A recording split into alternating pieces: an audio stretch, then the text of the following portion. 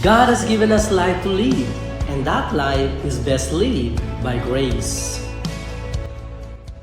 Magandang araw po sa inyong lahat. Ito po si Baljamin Tatlong Hari at kayo po ay patuloy na sumusubaybay dito po sa programang Life and Grace na dinadala po sa inyong tahanan ng Newness in Christ Ministries dito po sa Australia.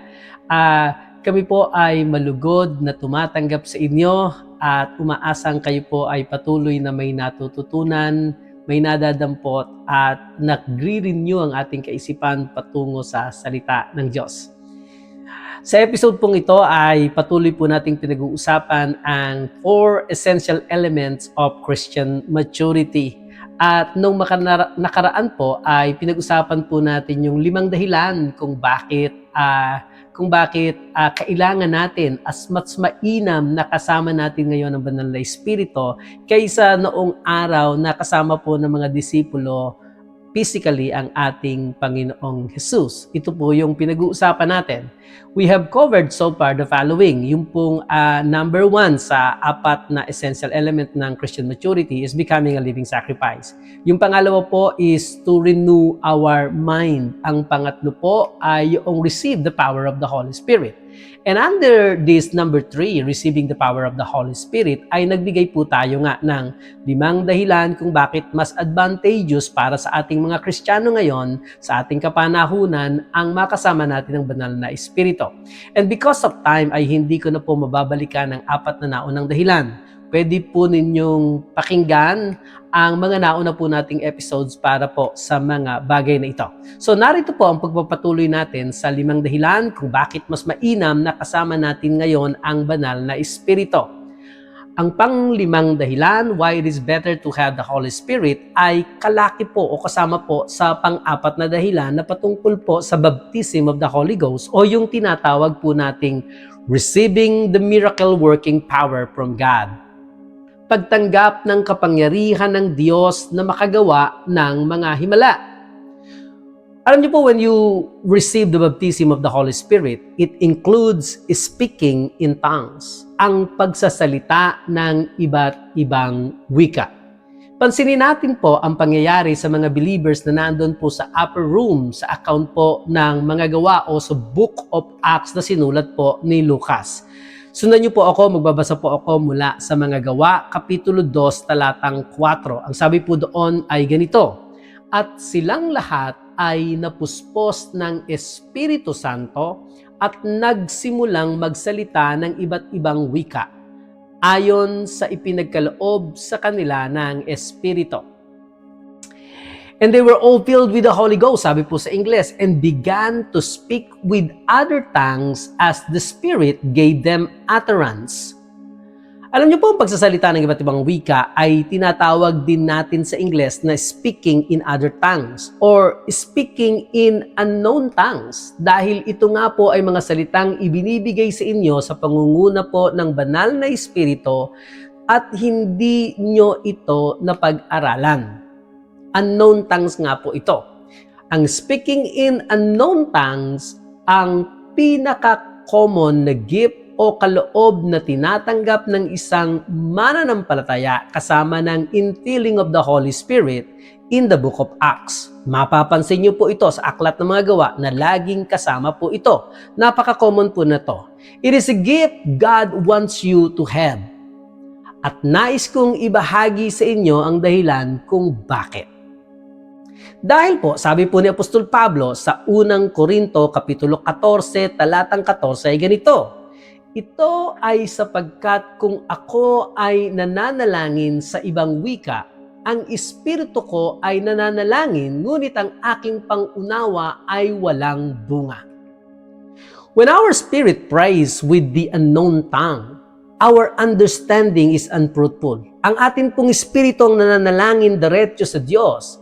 Alam natin ang ating born-again spirit ay kumpleto kay Kristo. Ito po yung nakikipag-ugnayan sa Diyos sa pamamagitan ni Kristo. At noong tayo po ay mga panganak na muli sa pamilya ng Diyos, ang ating espiritu ay siyang parte natin na na-born again at kumpletong nabago. Ang ating pag-uugali ay sumusunod sa pagbabagong ito. Depende kung paano tayo nagbabago ng ating kaisipan sa salita ng Diyos. But your spirit part was completely changed when you were born again. It has the mind of Christ. Ayon po sa 1 Corinthians chapter 2 verse 16. Sabi po doon ay, sino ba ang nakakaalam ng isip ng Panginoon? Sino ba ang makakapagpayo sa Kanya? Ngunit tayo, sabi ni Pablo, taglay natin ang pag-iisip ni Kristo kaya nakakaunawa tayo. Our born-again spirit knows all things. Sabi rin po ng 1 John chapter 2 verse 20. Sabi po doon, ngunit ipinagkaloob sa inyo ang banal na espiritu kaya alam ninyong lahat ang katotohanan. So, ang atin pong born-again spirit, it has the mind of Christ and it knows all things. But how do you access this knowledge? Paano po natin ito makukuha?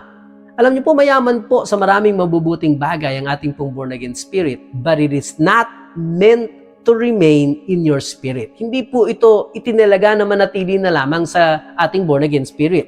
The Bible says in 1 Corinthians chapter 2 verse 7 that when you pray in tongues, your spirit is speaking the hidden wisdom of God.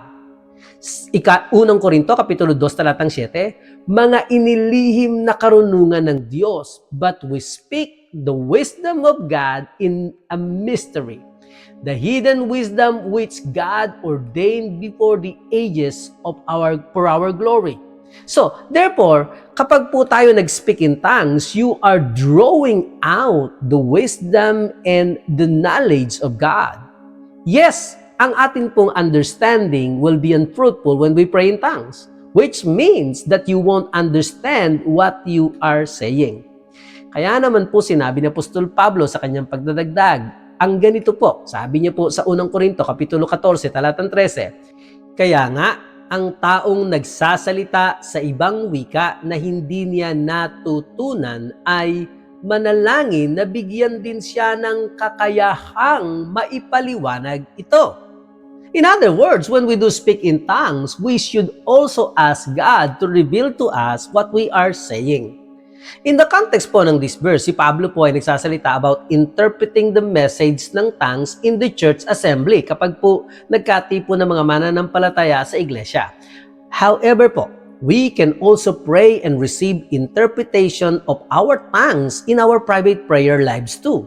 Pwede po kahit po sa mga personal private prayer natin. And because the Bible says that our understanding is unfruitful when we do speak in tongues, marami po ngayon na nagtatanong, ano ngayon ang na-accomplish by speaking in tongues? Nasagot po ito ni Pablo, ang tanong na ito, dito po sa 1 Corinthians chapter 14. Yung pag binasa niyo po ang chapter 14 ng 1 Corinthians, marami po kayong makikita ang sagot ni Pablo. Sabi niyo po sa verse 4, we edify ourselves through speaking tongues. Napapatibay natin ang ating mga sarili.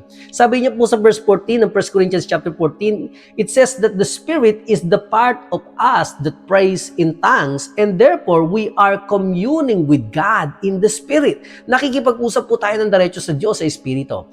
In 1 Corinthians chapter 14 din po, in verse 17, it says that we are giving thanks unto God when we speak in tongues. Nakakapagpasalamat po tayo because we are doing a perfect prayer.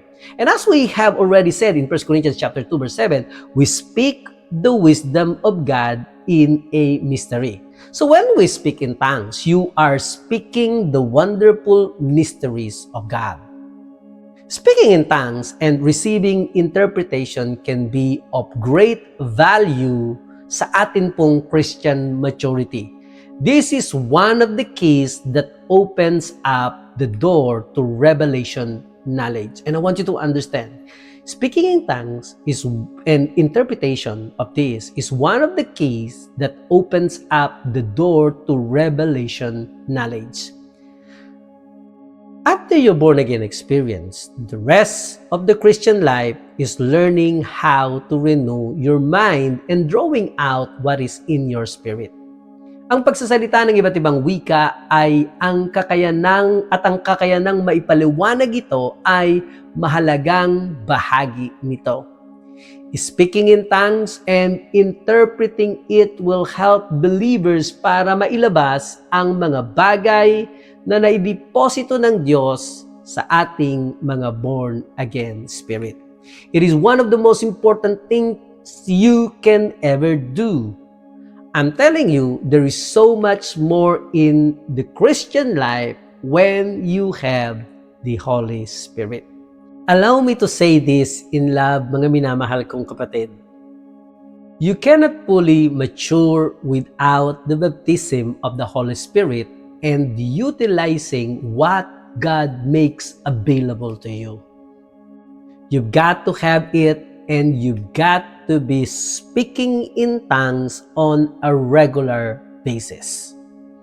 I know this is a bold statement, and I know it is a quite a claim. Subalit, yan ang nakita natin sa scriptures na binasa natin at ipinangako niya. Yan din ang aking karanasan sa Diyos at yan din ang bahagi ng aking napakahalagang paglago sa pamumuhay Kristiyano.